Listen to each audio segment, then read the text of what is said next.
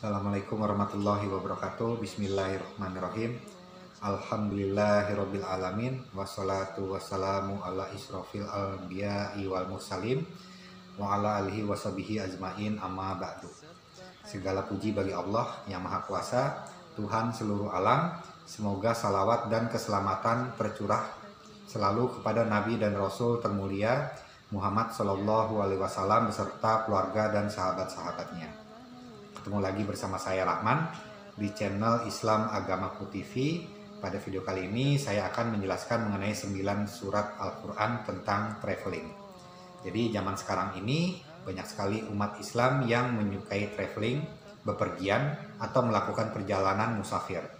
Bahkan tidak jarang pula umat muslim menjadikan traveling sebagai hobi, namun banyak anggapan bahwa traveling adalah termasuk kegiatan menghambur-hamburkan uang.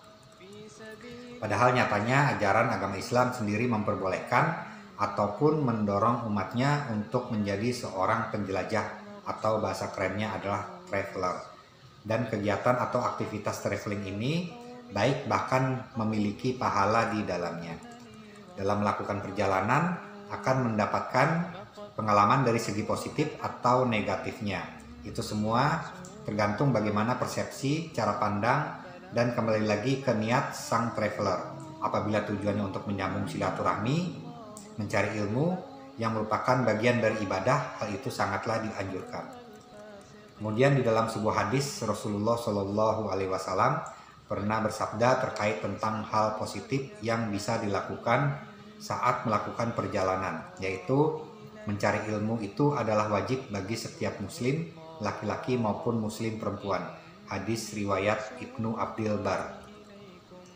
Selain berdasarkan sabda Rasulullah Shallallahu Alaihi Wasallam, ternyata Allah Subhanahu Wa Taala juga menganjurkan melakukan perjalanan yang ingin mendapatkan ilmu dan pelajaran dari umat Islam terdahulu. Jadi apa saja ayat Al-Quran yang menjelaskan tentang traveling? Yang pertama adalah surat Muhammad ayat 10. Maka apakah mereka tidak mengadakan perjalanan di muka bumi sehingga mereka dapat memperhatikan bagaimana kesudahan orang-orang sebelum mereka? Allah telah menimpakan kebinasaan atas mereka dan orang-orang kafir akan menerima akibat-akibat seperti itu. Yang kedua adalah surat Yusuf ayat 109. Kami tidak mengutus sebelum kamu melainkan orang laki-laki yang kami berikan wahyu kepadanya di antara penduduk negeri.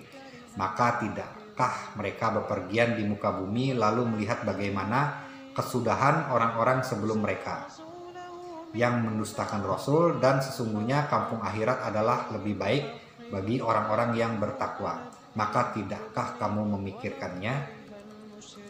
Yang berikutnya adalah surat Al-Mulk ayat 15.